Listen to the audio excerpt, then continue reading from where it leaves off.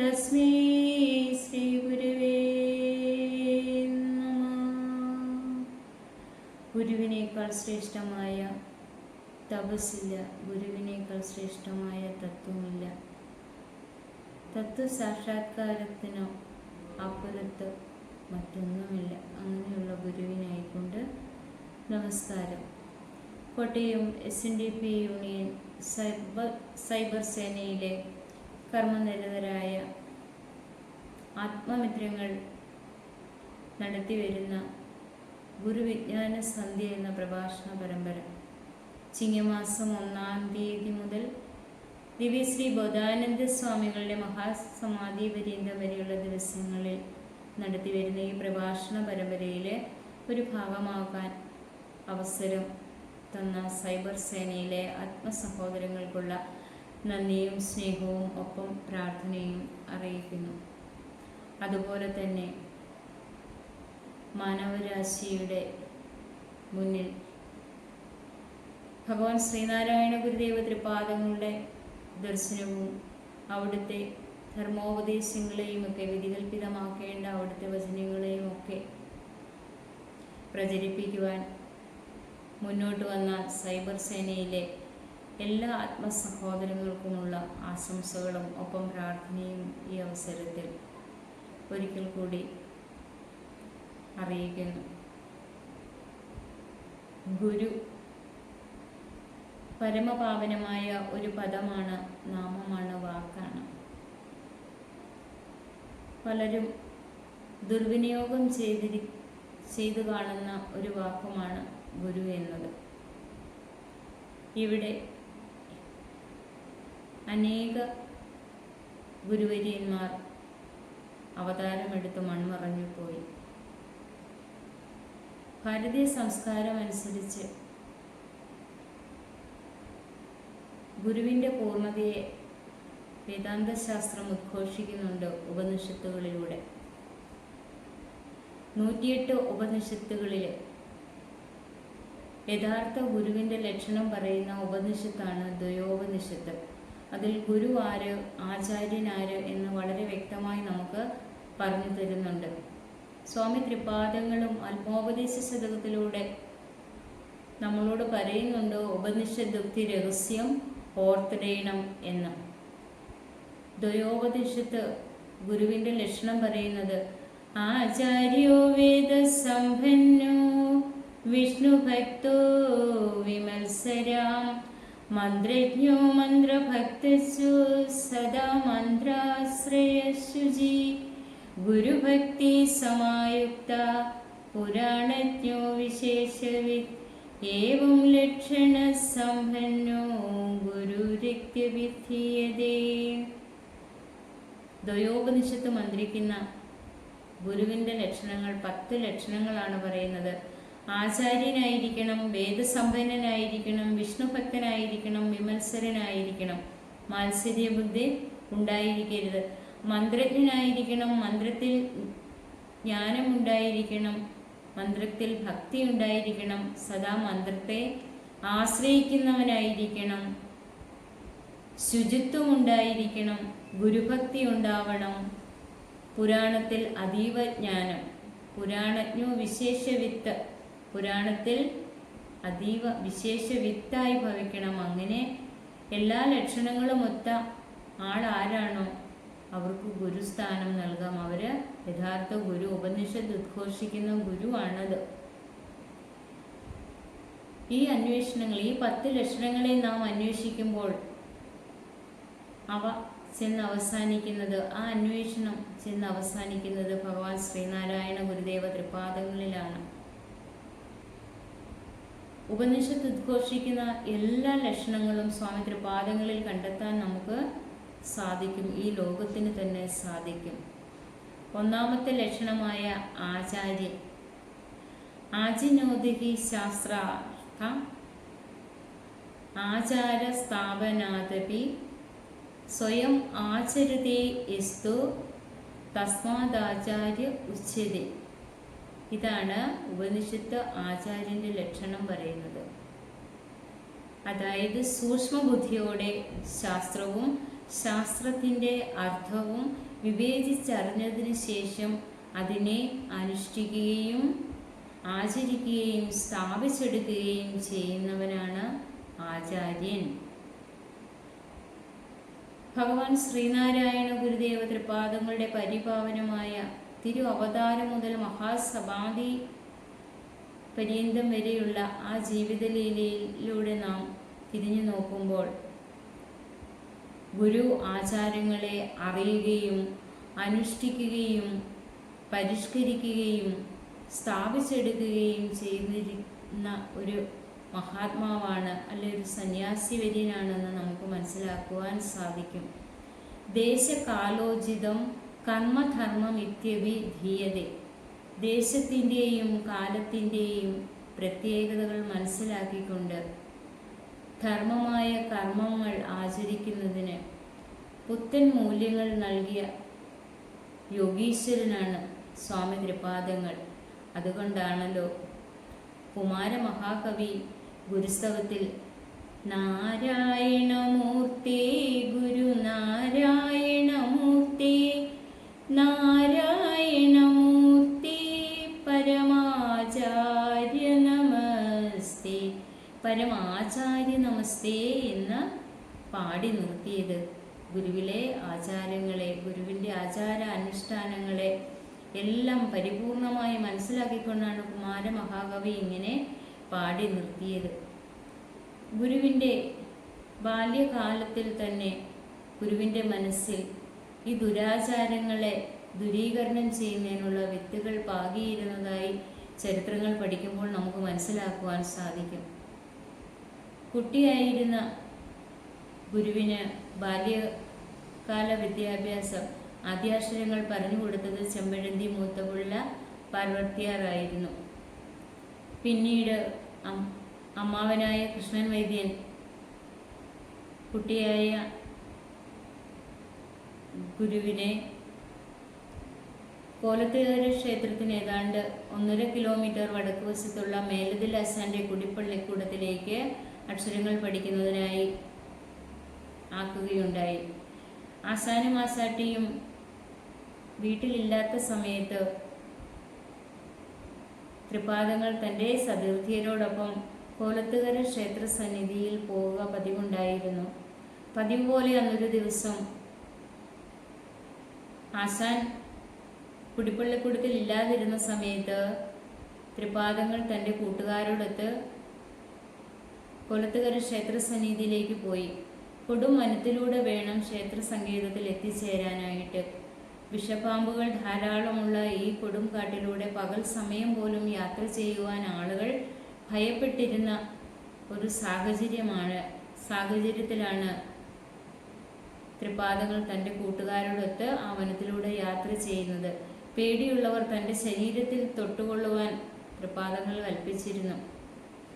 അങ്ങനെ പതിവ് പോലെ ഒരു ദിവസം ക്ഷേത്ര സങ്കേതത്തിൽ എത്തിയപ്പോൾ അവിടെ ഏതാണ്ട് 18 വയസ്സോളം പ്രായമുള്ള ഒരു യുവതിയെ കുളിപ്പിച്ച് ഈറിനണിയിച്ച് ശരീരമാസകലം കുങ്കുമം പൂശി വാദ്യഘോഷങ്ങളോടെ കൊട്ടും കുരുവിയും ആർപ്പുവിളിയുമായി ക്ഷേത്ര സന്നിധിയിലേക്ക് കൊണ്ടുവരുന്ന ഒരു ഭീകര കാഴ്ച കാണുകയുണ്ടായി.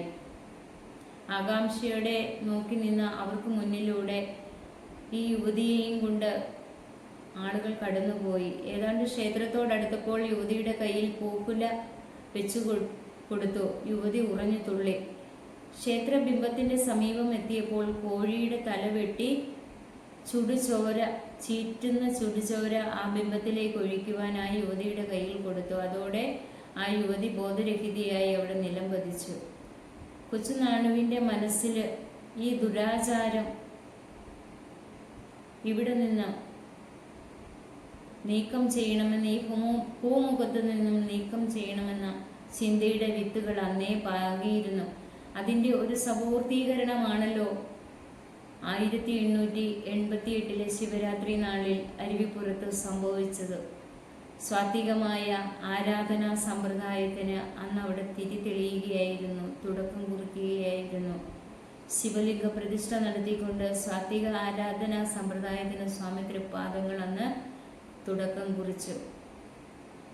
പറഞ്ഞു വന്നത്, തീരെ ചെറുപ്പത്തിൽ തന്നെ സ്വാമി തൃപ്പാദങ്ങളിൽ ആചാരാനുഷ്ഠാനങ്ങൾക്കുള്ള ആ വലിയ ചിന്തകൾ അന്തർലീനമായിരുന്നു എന്ന് ചരിത്ര പഠനത്തിലൂടെ നമുക്ക് മനസ്സിലാക്കുവാൻ സാധിക്കും. ഏതാണ്ട് 1912 കാലഘട്ടത്തിൽ കേരളത്തിൽ നിലനിന്നിരുന്ന ഒരു വലിയ ദുരാചാരമായിരുന്നു കെട്ടുകല്യാണം, തിരണ്ടുകുളി തുടങ്ങിയ വളരെ ധനം ദുർവ്യയം ചെയ്തുകൊണ്ടുള്ള ചടങ്ങുകൾ. സ്വാമി തൃപ്പാദങ്ങൾ കെട്ടുകല്യാണം, തിരണ്ടുകുളി തുടങ്ങിയ ചടങ്ങുകൾ നിരർത്ഥകരമാണെന്നും പണം ദുർവ്യയം ചെയ്യരുതെന്ന് ആളുകളോട് ആ കാലഘട്ടത്തിൽ SNDP യോഗം വഴിയും സഭകൾ വഴിയും വിവേകോദയം പോലെയുള്ള മാധ്യമങ്ങൾ വഴിയൊക്കെ അറിയിച്ചിരുന്നു. എങ്കിലും തൃപ്പാദങ്ങളുടെ വാക്കുകളെ അന്ന് വകവയ്ക്കാതെ ഈ ചടങ്ങുകളൊക്കെ നടന്നു പോന്നിരുന്നു. തിരുവനന്തപുരത്തിനടുത്തുള്ള നെയ്യാറ്റിൻകരയിൽ കരിങ്കുളത്ത് അരുത്തൻ കുമാരൻ എന്ന ധനികനായ ഗുരുഭക്തൻ ആണ് കുമാരൻ. ധനികനായ വ്യക്തി തൻ്റെ മകളുടെ കെട്ടുകല്യാണം നടത്തുവാൻ തീരുമാനിച്ചു. അതോടൊപ്പം ചുറ്റുവട്ടത്തുള്ള മറ്റു ചില കുട്ടികളുടെയും കൂടെ വിവാഹം ഒരേ സമയം ധനാഢ്യനായ കുമാരൻ്റെ വീട്ടുമുറ്റത്തൊരുക്കിയ വലിയ പന്തലിൽ വെച്ച് നടത്തുവാൻ തീരുമാനിച്ചു. അതിനു വേണ്ടുന്ന മുന്നൊരുക്കങ്ങളായി മാസങ്ങൾക്ക് മുമ്പ് തന്നെ ഒരുക്കങ്ങൾ ആരംഭിച്ചു. ധാരാളം പണം മുടക്കിക്കൊണ്ടാണ് പന്തൽ കെട്ടുകയും വിഭവസമൃദ്ധമായ സദ്യയ്ക്ക് വേണ്ടുന്ന ഒരുക്കങ്ങൾ ആരംഭിക്കുകയും ഒക്കെ ചെയ്തത്. ഗുരുവിൻ്റെ വാക്കുകളെ ധിക്കരിച്ചുകൊണ്ട് നടത്തിയ ആ വിവാഹത്തിൻ്റെ മുഹൂർത്ത സമയത്ത് തന്നെ സ്വാമി തൃപ്പാദങ്ങൾ ആ കെട്ടുകല്യാണ പന്തലിൽ ചേർന്നു. ഗുരുവിനെ ആ മുഹൂർത്ത സമയത്ത് അവിടെ കണ്ടപ്പോൾ ആളുകൾ അപ്പാടെ അമ്പരന്നു. ചിലരൊക്കെ വളരെ ബഹുഭക്തി ബഹുമാനത്തോടെ ഗുരുവിനെ സ്വീകരിക്കുകയും പൂജിക്കുകയും ഒക്കെ ചെയ്തു. തൃപ്പാദങ്ങൾ ആ കെട്ടുകല്യാണ പന്തലിൽ വന്ന് നിന്നുകൊണ്ട് പറഞ്ഞു, നിരർത്ഥകരമായ യാതൊരു അർത്ഥവുമില്ലാത്ത ഈ കെട്ടുകല്യാണം, ഈ ദുരാചാരം ഞാൻ ഇന്നിവിടെ അവസാനിപ്പിക്കുകയാണ്, തടസ്സപ്പെടുത്തുകയാണ്. മേലിൽ കെട്ടുകല്യാണം നടത്തരുത്. പ്രധാന പെൺകുട്ടിയുടെ പിതാവ് അരുത്തൻ കുമാരൻ അപ്പോൾ തൃപ്പാദങ്ങളോട് പറയുകയാണ്, ഇനി മേലിൽ തങ്ങളുടെ കുടുംബത്തിൽ കെട്ടുകല്യാണം നടത്തുകയില്ല. അതായത് ഈ കല്യാണം ഇപ്പോൾ ഇവിടെ നടക്കണം, ഇനി മേലിൽ കെട്ടുകല്യാണം നടത്തുകയില്ല എന്ന്. തൃപ്പാദങ്ങൾ പെൺകുട്ടിയുടെ പിതാവിനോട് പറയുകയാണ്, ഇനി മേലിലല്ല, ഈ സമയം ഈ കല്യാണം മുതൽ നാം മുടക്കിയിരിക്കുന്നതായി പ്രഖ്യാപിക്കുന്നു. മേലിൽ ഇത്തരം ദുരാചാരങ്ങൾ നടപ്പിലാക്കരുത്. അപ്പോൾ പെൺകുട്ടിയുടെ പിതാവ് പറയുകയാണ്, എനിക്ക് സമ്മതമാണ്. പെൺകുട്ടിയുടെ അമ്മാവനും മറ്റു ബന്ധുക്കൾക്കും ഇത് സമ്മതമായിരിക്കുകയില്ല. പിതാവായ തങ്ങൾക്ക് സമ്മതമാണെങ്കിൽ ആ സമ്മതം മതി, മറ്റുള്ളവരുടെ സമ്മതം നാം വാങ്ങിക്കൊള്ളാമെന്ന ഗുരുവാണികൾ പെൺകുട്ടിയുടെ പിതാവിൻ്റെ നാവടച്ചു. മറ്റുള്ളവരുടെ അനുവാദവും സാധാരണ ഒരു കല്യാണ ചടങ്ങുകളൊക്കെ നടക്കുമ്പോൾ സ്ത്രീകളാണ് കൂടുതലായും അണിഞ്ഞൊരുങ്ങി വേഷവിധാനങ്ങളൊക്കെയായി നിൽക്കുന്നത്. പക്ഷേ ഇവിടെ ഈ പെൺകുട്ടിയുടെ മാതാവ് വളരെ സന്തോഷത്തോടുകൂടി ഭഗവാന്റെ വാക്കുകളെ അംഗീകരിക്കുകയും ഒരു ദുഃഖവും കൂടാതെ ഒരു പരാതിയുമില്ലാതെ അതിനെ അംഗീകരിക്കുകയും ചെയ്യുകയും അന്ന് അവിടെ കൂടിയിരുന്നവർക്കെല്ലാം സദ്യ നൽകി ഈ കൊച്ചുകുട്ടികൾക്ക് പഴവർഗ്ഗങ്ങളിലൊക്കെ സ്വാമി തൃപ്പാദങ്ങൾ തന്നെ തൻ്റെ തിരുക്കരങ്ങൾ കൊണ്ട് അവർക്ക് നൽകി ആ ചടങ്ങുകളെ അവിടെ അവസാനിപ്പിച്ച ഒരു സംഭവം. ഗുരുവിലെ ആചാര്യതയാണ്, ഗുരുവിലെ ആചാരസമ്പന്നതയാണ് നമുക്കിവിടെ മനസ്സിലാക്കുകയും ചെയ്യുന്നത്. വളരെ പണം ദുർവ്യയം ചെയ്തുകൊണ്ട് നടത്തി വന്നിരുന്ന ഇത്തരം ആചാരങ്ങളെ ഗുരു തിരുസന്നിധാനം ചെയ്തുകൊണ്ട് തന്നെ തൻ്റെ സാന്നിധ്യം കൊണ്ട് തന്നെ അതവിടെ അവസാനിപ്പിച്ചു. അപ്പോൾ ഗുരുവിലെ ആ ആചാര്യ സമ്പുഷ്ടത നമുക്ക് ഇതിലൂടെ മനസ്സിലാക്കുവാൻ സാധിക്കും. വേദാന്തം ഉദ്ഘോഷിക്കുന്ന രണ്ടാമത്തെ ലക്ഷണം വേദസമ്പന്നനാണോ? വേദത്തിൽ സമ്പന്നനാണെങ്കിലും ഗുരുവായി അംഗീകരിക്കാമെന്നാണ് വേദാന്തം ഉദ്ഘോഷിക്കുന്നത്. ഗുരുവിൽ വേദാന്തം അറിവിൻ്റെ അവസാനമാണ്. ഓരോ മതക്കാരും ഓരോരോ വേദങ്ങൾ അവകാശപ്പെടുന്നു. ഋക്ക്, യജുസ്, സാമം, അഥർവം എന്നീ ഗ്രന്ഥങ്ങൾ തങ്ങളുടേതെന്ന് ഹിന്ദുക്കളും ബൈബിൾ തങ്ങളുടെ വേദഗ്രന്ഥമെന്ന് ക്രിസ്ത്യാനികളും ഖുറാൻ തങ്ങളുടേതെന്ന് മുഹമ്മദീയരും അവകാശപ്പെടുന്നു. തങ്ങളുടെ വേദഗ്രന്ഥമാണ് പൂർണ്ണമെന്നും ശ്രേഷ്ഠമെന്നും ഓരോ മതവിഭാഗക്കാരും അവകാശപ്പെടുകയും ചെയ്യുന്നുണ്ട്. സ്വാമി തൃപാദങ്ങൾ ഇവയിലെല്ലാം സമ്പന്നനാണ്. എല്ലാ മതങ്ങളിലെയും സാരാംശം ഒന്നാണെന്ന് വിവേചിച്ചറിഞ്ഞതിന് ശേഷം ഇവയിലെല്ലാം ഏകമായ സത്യം മനുഷ്യൻ്റെ നിത്യമായ ആനന്ദം അല്ലെ മനുഷ്യൻ്റെ ആത്മസാക്ഷാത്കാരത്തിന് ഉതകുന്നതാണെന്ന ആ സമ്പന്നത അനുഭവിച്ചറിഞ്ഞ സ്വാമി തൃപാദങ്ങൾ ആത്മോപദേശ ശതകത്തിലൂടെ നമുക്ക് പാടിത്തന്നു. പല മതസാരവും ഏകമെന്ന് പാരാതുലകിലൊരാനയിൽ അന്ധരെന്ന പോലെ പലവിധ യുക്തി പറഞ്ഞു പാമരന്മാർ അളവത് കണ്ടലയാതമന്നിടേണം. എല്ലാ മതങ്ങളുടെയും സാരാംശം ഒന്നാണെന്ന ആ ഏകത്വം അനുഭവിച്ചറിഞ്ഞതിന് ശേഷമാണ് സ്വാമി തൃപാദങ്ങൾ ആത്മോപദേശ ശതകത്തിലൂടെ നമുക്ക് സ്വാദോടെ വിളമ്പിത്തന്നത്. ഗുരുവിലെ ആചാര സമ്പന്നതയാണ് നമ്മൾക്കവിടെ കാണുവാൻ സാധിക്കുന്നത്. ആ ആചാര സമ്പന്നതയെ മനസ്സിലാക്കിക്കൊണ്ടാണല്ലോ കുമാരമഹാകവി വീണ്ടും പാടിയത്. വേദാഗമസാരങ്ങളറിഞ്ഞൊരുവെന്താൻ എന്ന വേദങ്ങളുടെയും ആഗമങ്ങളുടെയും സാരങ്ങൾ അറിഞ്ഞിട്ടുള്ളവൻ അങ്ങ് ഒരുവൻ മാത്രമാണെന്ന് അടിവരയിട്ടുകൊണ്ടാണ് കുമാരമഹാകവി ഗുരുസ്തവത്തിലൂടെ നമുക്ക് ചൂണ്ടിക്കാണിച്ചു തരുന്നത്. ഗുരുവിലെ പൂർണ്ണതയെ നമുക്ക് ചൂണ്ടിക്കാണിച്ചു തരുന്നത്. ഗുരുവിൻ്റെ സന്യാസ ജീവിതത്തിലേക്കും നാം എത്തി നോക്കുമ്പോൾ രണ്ട് സന്യാസ സമ്പ്രദായങ്ങളാണ് ഭാരതത്തിൽ നിലനിന്നിരുന്നത്. വേദാന്ത സമ്പ്രദായവും സിദ്ധാന്ത സമ്പ്രദായവും. വേദാന്ത സമ്പ്രദായ പ്രകാരമുള്ള സന്യാസിമാർ കാഷായ വസ്ത്രം ധരിക്കുകയും അവർക്ക് അടയാള ചിഹ്നങ്ങളും ദീക്ഷാനാമങ്ങളും ഒക്കെ ഉണ്ടാവും. സിദ്ധാന്ത സമ്പ്രദായ പ്രകാരമുള്ള സന്യാസിമാർ തൂവെള്ള വസ്ത്രധാരികൾ, അവർക്ക് ദീക്ഷാനാമങ്ങൾ ഒന്നും കൂടെ ഉണ്ടാവുകയില്ല. അടയാളങ്ങൾ, സന്യാസ അടയാളങ്ങൾ ഒന്നും തന്നെയില്ല. ഗുരുവിൻ്റെ ജീവിതത്തിലേക്ക് സ്വാമി തൃപാദങ്ങളുടെ ജീവിതത്തിലേക്ക് നാം നോക്കുമ്പോൾ ഈ രണ്ട് സമ്പ്രദായങ്ങളെയും ഗുരു തൻ്റെ സന്യാസ ജീവിതത്തിലേക്ക് സ്വാംശീകരിച്ചിട്ടുണ്ട് എന്ന് നമുക്ക് മനസ്സിലാക്കുവാൻ സാധിക്കും. കാഷായവും ധരിച്ചിട്ടുണ്ട്, തൂവെള്ള വസ്ത്രധാരിയുമായിരുന്നു. ഗുരുവിൻ്റെ സന്യാസ ശിഷ്യ പരമ്പരയെ നാം ശ്രദ്ധിക്കുമ്പോഴും ഇപ്പോഴത്തെ ശിഷ്യ പരമ്പരയെ നാം ശ്രദ്ധിക്കുമ്പോഴും നമുക്കത് മനസ്സിലാക്കുവാൻ സാധിക്കും. സത്യവ്രത സ്വാമികളും ശ്രീനാരായണ ചൈതന്യ സ്വാമികളുമൊക്കെ സിദ്ധാന്ത സമ്പ്രദായത്തെ പിന്തുടരുന്നവരും ഇപ്പോൾ ശിവഗിരി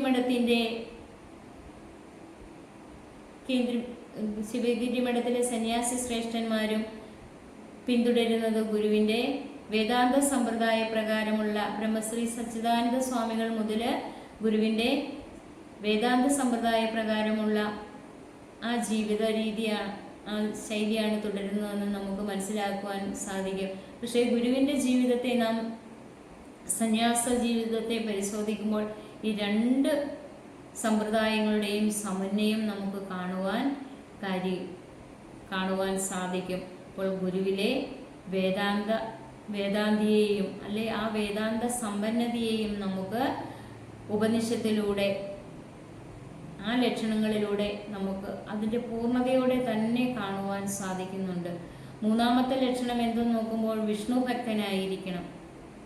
അതും ഗുരുവിലേക്ക് നാം നോക്കുമ്പോൾ, ഭഗവാൻ ശ്രീനാരായണ ഗുരുവിലേക്ക് നോക്കുമ്പോൾ ഗുരുവിലെ വിഷ്ണു ഭക്തി വളരെ ചെറുപ്പം ചെറുപ്പത്തിൽ തന്നെ, അതായത് തൻ്റെ ഉപരിപഠന വിദ്യാഭ്യാസ കാലത്ത് തന്നെ ഗുരുവിലെ വിഷ്ണു ഭക്തി വളരെ വ്യക്തമായി നമുക്ക് മനസ്സിലാക്കുവാൻ സാധിക്കും. ശ്രീകൃഷ്ണ ദർശനം എന്ന കൃതി തന്നെ അതിന് ഉദാഹരണമാണ്. ഉപരിപഠന വിദ്യാഭ്യാസത്തിനായി സ്വാമി തൃപാദങ്ങൾ കായംകുളത്തിനടുത്തുള്ള പുതുപ്പള്ളിയിലെ കുമ്മമ്പള്ളി രാമൻപിള്ള ആശാന്റെ ചേവണ്ണൂർ കളരിയിലാണ് വന്നത്. വാരണാപ്പള്ളി തറവാട്ടിലാണ് ഈ ചേവണ്ണൂർ കളരിയിൽ. ഈ കളരിയിലെ വിദ്യാഭ്യാസ കാലത്ത് സഹപാഠികളൊക്കെ കളിക്കുമ്പോൾ ഗുരു എവിടെയെങ്കിലും മരച്ചുവട്ടിൽ ഇരുന്നു കൊണ്ട് വിശ്രമിക്കുകയോ ധ്യാനത്തിലിരിക്കുകയോ ചെയ്യുകയാണ് പതിവ്. അന്നും പതിവ് പോലെ ഒരു ദിവസം മറ്റു കുട്ടികൾ വിനോദങ്ങളിൽ ഏർപ്പെട്ടപ്പോൾ തൃപാദങ്ങൾ ചെമ്പകമര ചുവട്ടിലിരുന്നു കൊണ്ട് ധ്യാനത്തിൽ ഇരിക്കുന്ന സമയത്ത് പെട്ടെന്ന് എന്തോ ബോധോദയം ഉണ്ടായതുപോലെ അവിടുന്ന് ചാടി എഴുന്നേൽക്കുകയും മെല്ലെ മെല്ലെ നടന്നു പോവുകയും ചെയ്തു. ആ നടത്തം പിന്നീട് സ്പീഡ് കൂടി അതൊരു ഓട്ടമായി അവസാനിച്ചു. അവസാനം ബോധരഹിതനായി നിലം പതിച്ചു. കൂട്ടുകാർ ചുറ്റും കൂടി നിന്നുകൊണ്ട് മുഖത്ത് വെള്ളം കുടഞ്ഞ് ബോധം തെളിഞ്ഞപ്പോൾ എന്തു പറ്റി എന്ന് ചോദിച്ചപ്പോൾ ആരോടും ഒന്നും പറഞ്ഞില്ല. മറ്റ് സതീർത്ഥ്യരിൽ ചിലരൊക്കെ കളിയാക്കി വിളിച്ചു മാർജാര യോഗി എന്നൊക്കെ, ഉച്ചസന്യാസി. അപ്പം ഗുരുവിനോട് അല്ലെങ്കിൽ കുട്ടിയായ നാരായണനോട്, ഗുരുസ്വാമിയോട് വിദ്വേഷമുള്ളവരും ഉണ്ട് അക്കൂട്ടത്തിലെന്ന് നമുക്ക് മനസ്സിലാക്കാം. ഈ മാർജാര യോഗി എന്നൊക്കെ വിളിച്ച് കളിയാക്കിയപ്പോൾ പിറ്റേന്ന് ചേവണ്ണൂർ കളരിയിലെത്തിയ കുമ്മമ്പള്ളി രാമൻപിള്ള ആശാനോട് ഒരു കുട്ടി എഴുന്നേറ്റ് നിന്ന് പറഞ്ഞു, ഇന്നലെ നാരായണന് ഇങ്ങനൊരു ബോധക്ഷയമൊക്കെ ഉണ്ടായി എന്ന്. എന്താണ് സംഭവിച്ചത് എന്ന് ആശാൻ ചോദിച്ചപ്പോൾ ആശാൻ ഗുരുസ്വാമിയെ നാരായണൻ എന്ന ആ സ്ഥാനത്ത് നാണ എന്ന ഓമന പേരിലാണ് വിളിച്ചിരുന്നത്. എന്താണ് സംഭവിച്ചതെന്ന് ചോദിച്ചപ്പോൾ തൻ്റെ ഇരിപ്പിടത്തിൽ നിന്ന് എഴുന്നേറ്റ് നിന്ന് തൃപാദങ്ങൾ തനിക്ക് സംഭവിച്ചത് എന്താണെന്ന് വളരെ വ്യക്തമായി ആശാന് പാടിക്കൊടുക്കുകയാണ്. ഭൂയോ വൃത്തി നിവൃത്തിയായി ഭുവനവും സത്തിൽ തിരോഭൂതമായി പീയൂഷധ്വനിലീനമായി ചുഴലവും ശോഭിച്ചു ദിവ്യപ്രഭമായ മൂടുപടം തുറന്നു മണിരംഗത്തിൽ പ്രകാശിക്കും കായാവിൻ മലർമേനി കൗസ്തുഭമണി ഗ്രീവന്റെ ദിവ്യോത്സവം. ശ്രീകൃഷ്ണ ഭഗവാന്റെ തിരുവെഴുന്നള്ളത്ത്. തനിക്ക് ഈ പ്രാപഞ്ചിക വൃത്തികളിൽ നിന്നെല്ലാം മോചിതനായി, മനസ്സും ബുദ്ധിയും എല്ലാ ബാഹ്യകർമ്മങ്ങളിൽ നിന്നും മോചിതനായി ആ പരമാത്മസത്തയിൽ അലിഞ്ഞു ചേർന്ന് ആ സമയത്ത് ശ്രീകൃഷ്ണ ഭഗവാന്റെ തിരുവെഴുന്നള്ളത്തുണ്ടായി. അത് പാടി ആശാനെ കേൾപ്പിച്ചപ്പോൾ ആശാൻ തൻ്റെ ഇരിപ്പിടത്തിൽ നിന്നും ചാടി എഴുന്നേറ്റ് തൊഴുകൈകളോടെ, കണ്ണുനീർ വാർന്നുകൊണ്ട് തൊഴുകൈകളോടെ ആ ശിഷ്യന്റെ മുന്നിൽ നിന്നതായി നമുക്ക് ചരിത്രങ്ങളിൽ നിന്ന് മനസ്സിലാക്കുവാൻ സാധിക്കും. ആ ആശാന്റെ അന്തർഗതം അപ്പോൾ മന്ത്രിച്ചത് ഇങ്ങനെയായിരുന്നു: താൻ എന്നും നിത്യവും കായംകുളത്തിന് അടുത്തുള്ള പുതിയിടം ശ്രീകൃഷ്ണ സ്വാമി ക്ഷേത്രക്കുളത്തിൽ കുളിച്ച് അവിടുത്തെ ചുറ്റമ്പലത്തിൽ കടന്ന് ശ്രീകോവിലിനുള്ളിലെ ഉള്ള ശ്രീകൃഷ്ണ ഭഗവാനെ തൊഴുത് വീട്ടിൽ ചെന്ന് ഭാഗവത പാരായണം നിത്യവും പാരായണം ചെയ്ത് തിരിച്ച് കളരിയിൽ വന്ന തനിക്ക് ഭഗവത് ദർശനം ഒന്നും ഇതുവരെയും ലഭിച്ചിട്ടില്ല.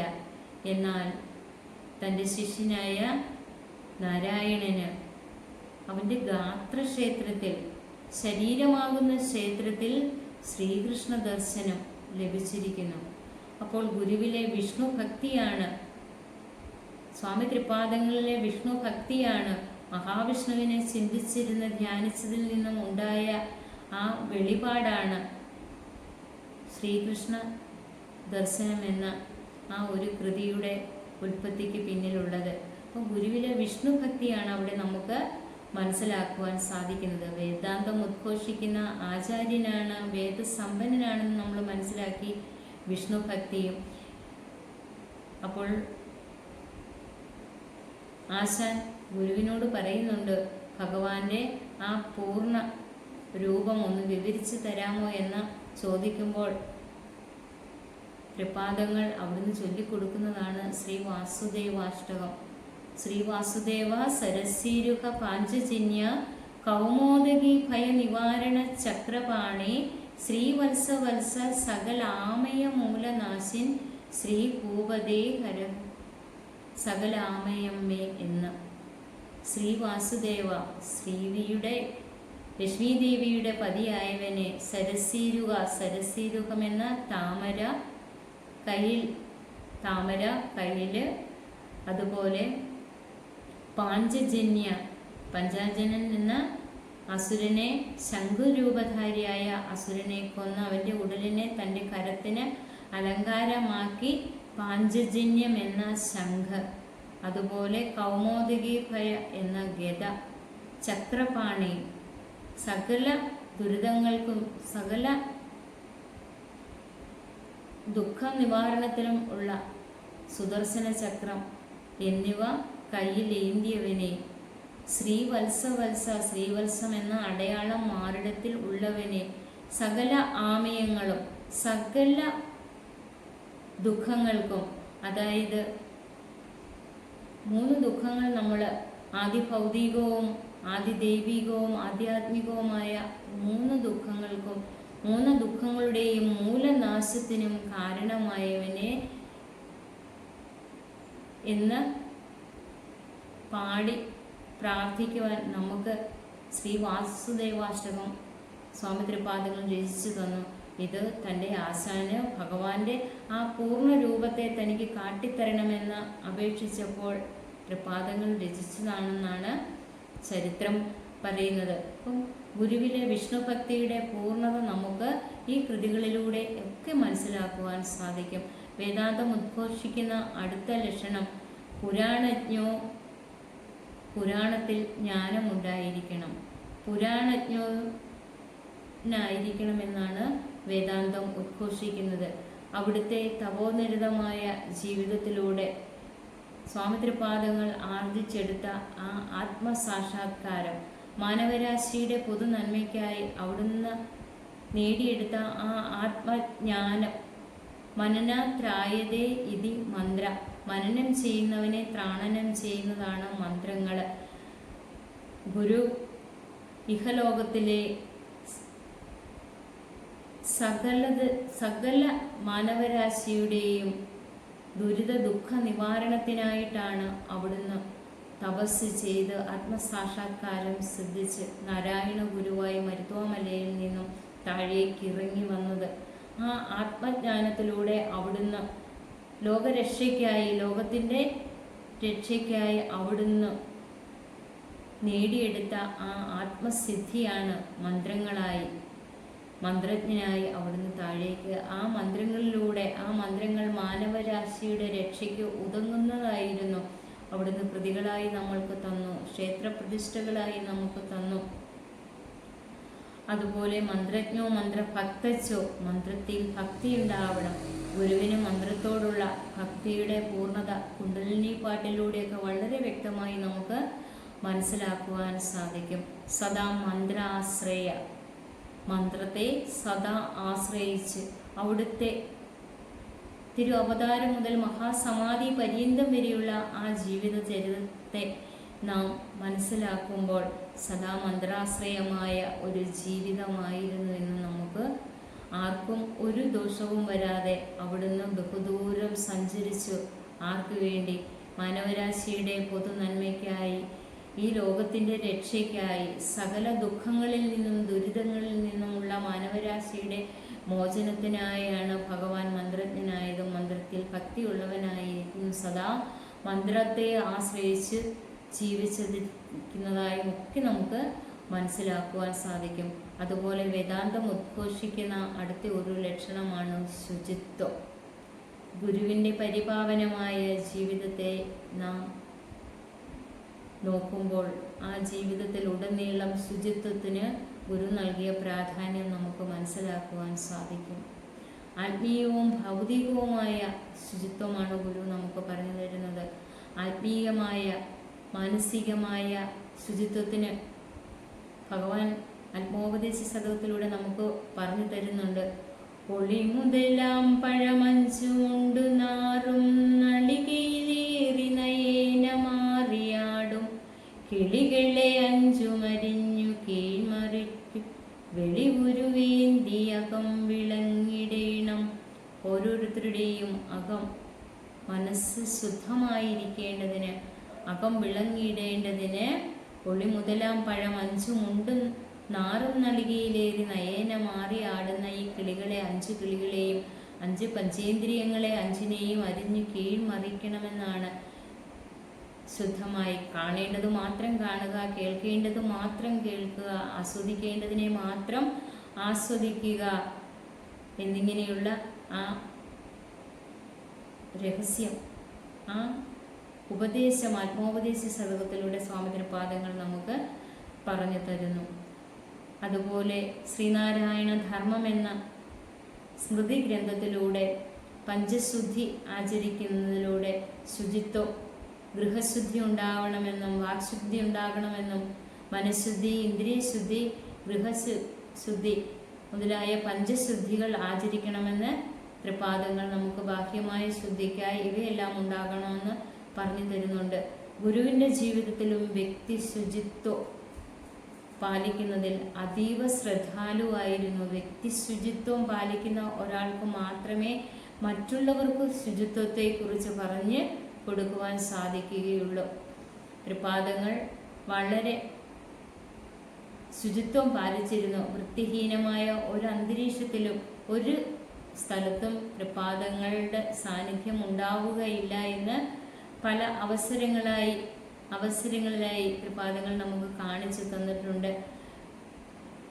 സ്വാമി തൃപാദങ്ങൾ ശിവഗിരിയിൽ ഉണ്ടായിരിക്കുന്ന സമയത്ത് ഗുരുഭക്തനായ തൊമ്മൻ വിളാക്കത്ത് മാദേവൻ എന്ന ഗുരുഭക്തൻ, തൻ്റെ ഒരു കർഷകനാണ്, തൻ്റെ കൃഷിയിടത്തിലുണ്ടാകുന്ന ചേന, കപ്പ, കാച്ചിൽ, ചേമ്പ് തുടങ്ങിയ ഫലങ്ങൾ പറിച്ച് അത് ഗുരുവിന് കൊണ്ട് പാകപ്പെടുത്തി കൊടുക്കുക പതിവുണ്ടായിരുന്നു.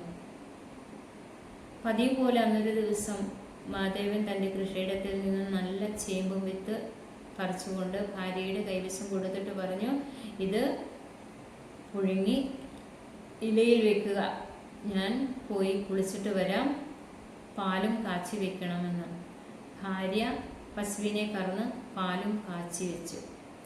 ഈ പാൽ കാച്ചിയതും ചേമ്പ് പുഴുങ്ങിയതും ആയി മാധവൻ ശിവഗിരി കുന്ന് കയറി തൃപാദങ്ങളുടെ അടുത്തെത്തി.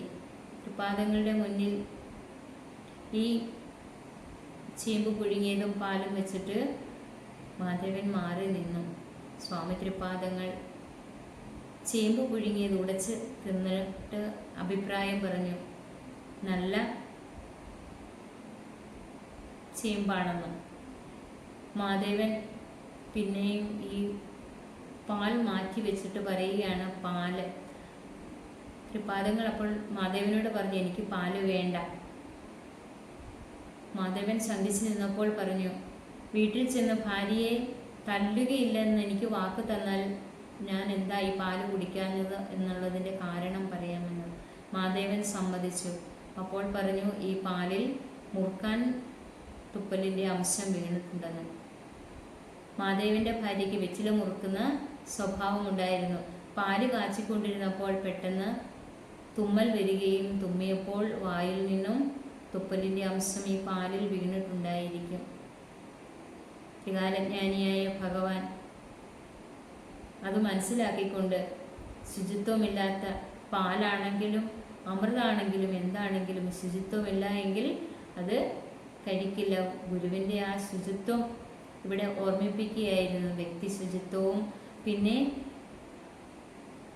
ആത്മീയ ജീവിതത്തിലുള്ള ശുചിത്വം, അത് മാനവരാശിയും എങ്ങനെയാകണമെന്ന് കൃതികളിലൂടെയും ഒക്കെ നമുക്ക് വളരെ വ്യക്തമായി സ്വാമി തൃപാദങ്ങൾ പറഞ്ഞു തരുന്നുണ്ട്.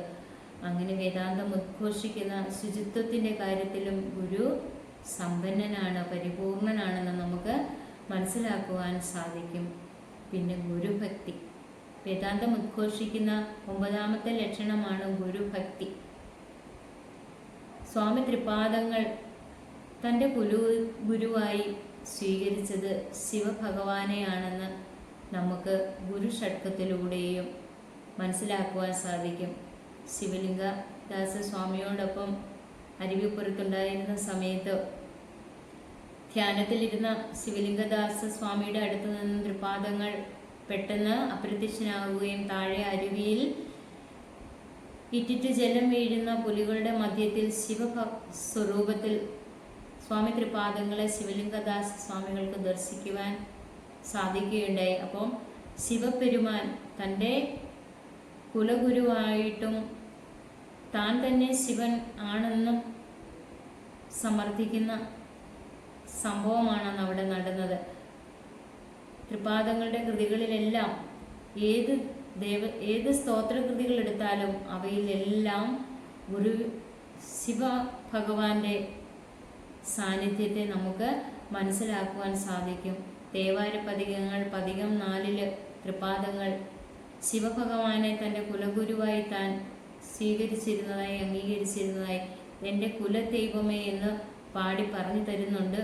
33 മുമ്മൂർത്തികൾ പേദമറ്റ് കർപ്പിതത്വൈത പിരപഞ്ചമാം കാന കമലമറ്റ് മുപ്പൊരുളറ്റു മുപ്പാഴറ്റു മുത്തികൾ മുൻറുമറ്റ് മുற்பടും മുക്കൊടുക്കുരുമണി കോവേൻ കുലദൈവമേ. തൻ്റെ കുലദൈവം ശിവഭഗവാനാണെന്ന് തൃപാദങ്ങൾ പതികം 4 വളരെ വ്യക്തമായി നമുക്ക് പറഞ്ഞു തരുന്നുണ്ട്. അതുപോലെ വേദാന്തം ഉദ്ഘോഷിക്കുന്ന 5ാമത്തെ ലക്ഷണമായ പുരാണജ്ഞോ വിശേഷവിത്ത്, പുരാണങ്ങളിൽ അതീവ ജ്ഞാനമുള്ളവനായിരിക്കണം, അതിൽ വിശേഷ വിത്തായിരിക്കണം, വിശേഷമായ വിത്തായിരിക്കണം. സ്വാമി തൃപാദങ്ങൾ ബ്രഹ്മവിത്തായിരുന്നു. പുരാണത്തിൻ്റെ കാര്യത്തിലും പുരാണജ്ഞാനത്തിലും തൃപാദങ്ങൾ വിശേഷ വിത്തായിരുന്നു. അത് വാരണാപ്പള്ളിയിലെ ജീവിത കാലത്തിലേക്ക് എത്തി നോക്കിയാലും അത് നമുക്ക് മനസ്സിലാക്കുവാൻ സാധിക്കും.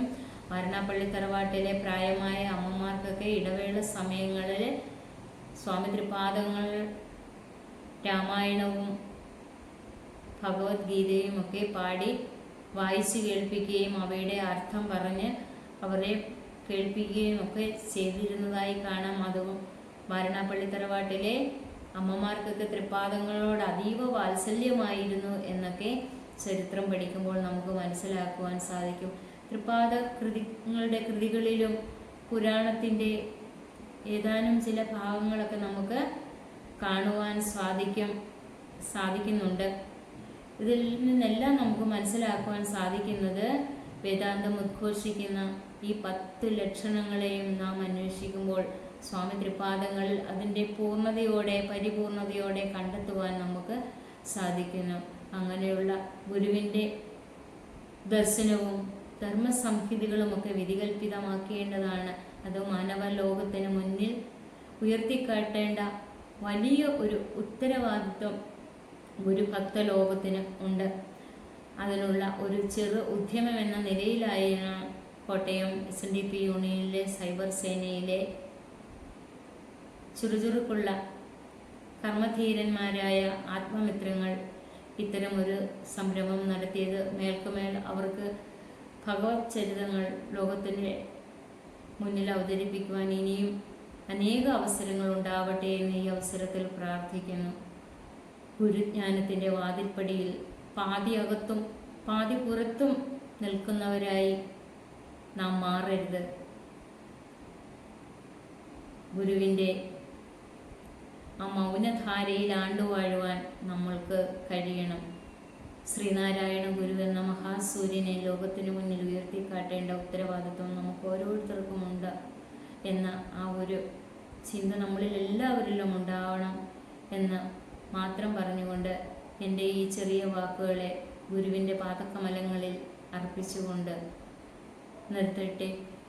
ഓം സഹനാവവതു സഹനോ ഭുനക്തു സഹ വീര്യം കരവാവഹൈ തേജസ്വിനാവധീതമസ്തു मा विद्विषावः। ॐ